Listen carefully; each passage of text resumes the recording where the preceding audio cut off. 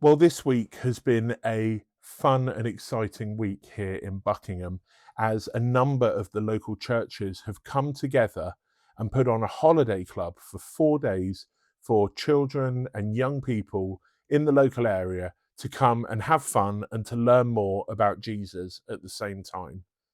And the theme for the week has been giants. We've been speaking about some literal giants in the Bible, such as Goliath, but then equally some of the giants that we face in our own lives as well. But the story that's really stuck with me this week, that's been in my head since day one, has actually been a different story. It's been Mark 5, verse 28, where we've met a woman who's been suffering with consistent bleeding for 12 years.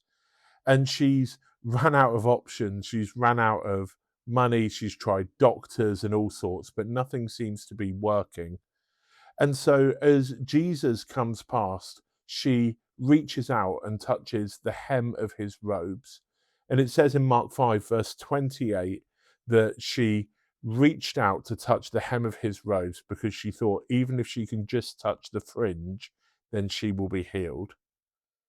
And Jesus does turn around and say, "Who was that? By your faith, you have been healed." And her problem goes away as well.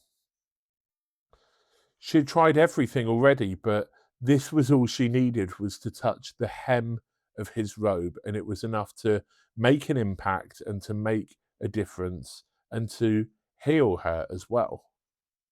And I wonder if sometimes we get so caught up in trying to give the whole of Jesus to somebody that we forget the power that is in just the hems of his robes, in the very edges of reaching out to Jesus.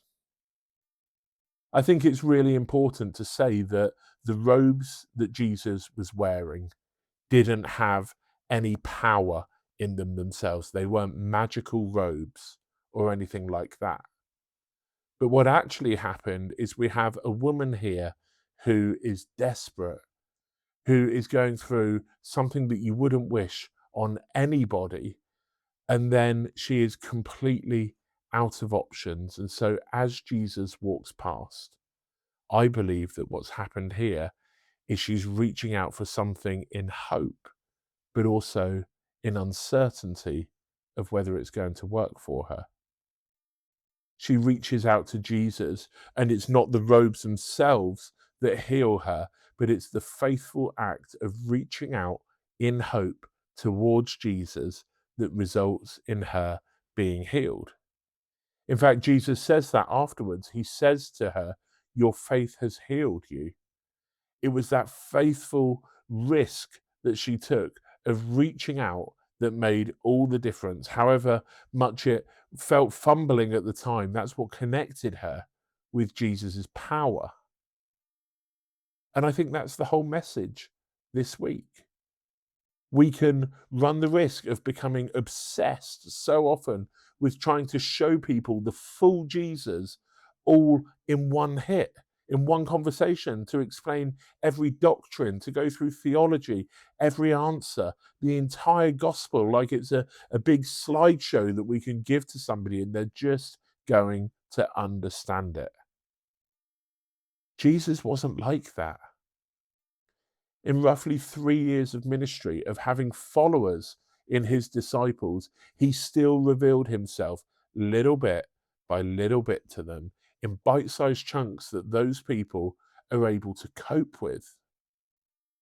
And equally, this woman didn't have a long, complicated conversation. She didn't debate with Jesus. She didn't have 100 questions. There weren't prerequisites before she reached out, but she saw hope.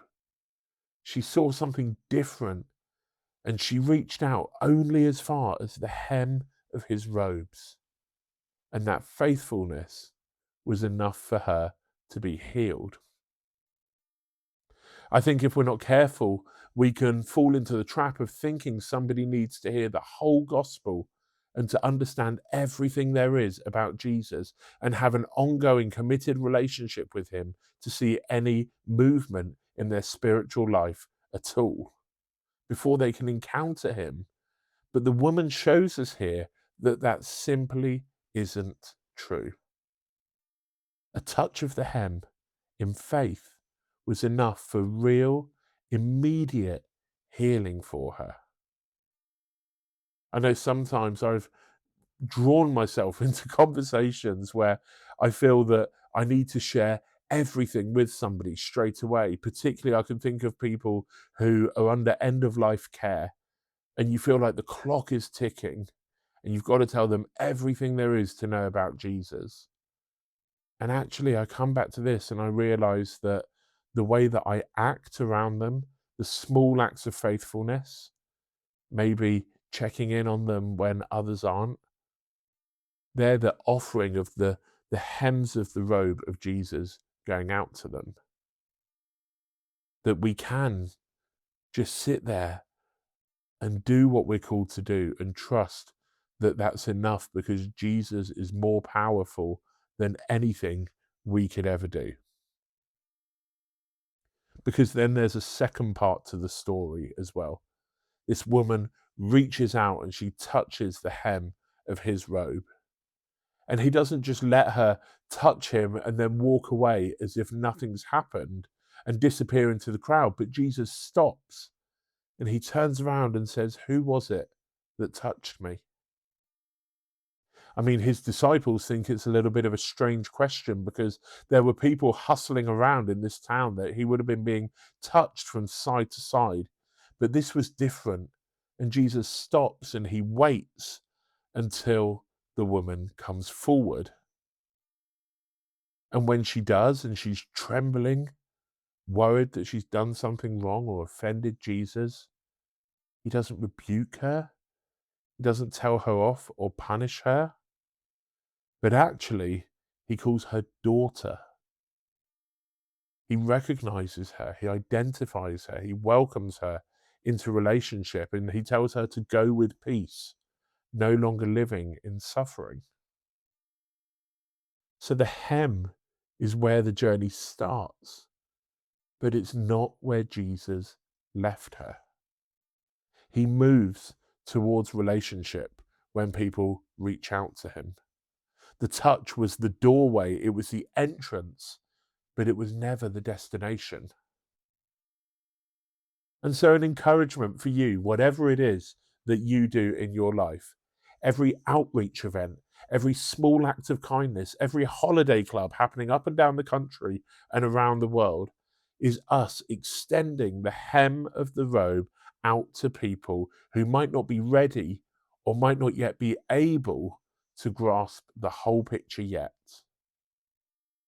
Holiday clubs, food banks, clothes banks, support groups, reaching out to people who you know are struggling, even just with a message or giving them a lift somewhere or dropping off a meal for somebody that you know is struggling to keep up with things at the moment. These aren't smaller ministries. Impacting one or two people greatly isn't less valid or valuable than doing an event that reaches 200 or 300 people. It's a stepping stone to a real conversation about Jesus. It's about they are Jesus reaching out, his robe extended through us into whatever crowd it is that someone is stuck in. And just like the woman who was bleeding, it doesn't stop at the hem. Sometimes that small act of kindness is the beginning of a greater relationship, of someone being drawn closer and nearer to Jesus, to someone being noticed, being named, being brought into relationship, and being healed and restored to Jesus, just as this woman was. The power isn't in how much somebody understands theologically, but the power is in Jesus. And even the hems of his robe that we extend out can be enough to start. So this week, don't feel the pressure to say everything in one go, to explain everything, to convince somebody of everything you know theologically. Just extend the hem. Extend the hem of the robes of Jesus out through open hands, through meals, through text messages, through volunteering, acts of kindness, whatever it is that is how you help people, extend the hem. The woman in Mark 5 didn't get a theology lesson before she was healed. She reached out in faith, touched a fingertip's worth of fabric, and was made whole. And Jesus didn't leave it there. He called her daughter. That's the same Jesus that you and I are able to offer people today. Who knows? Maybe the hem that you reach out today is the bit that people need to reach out for.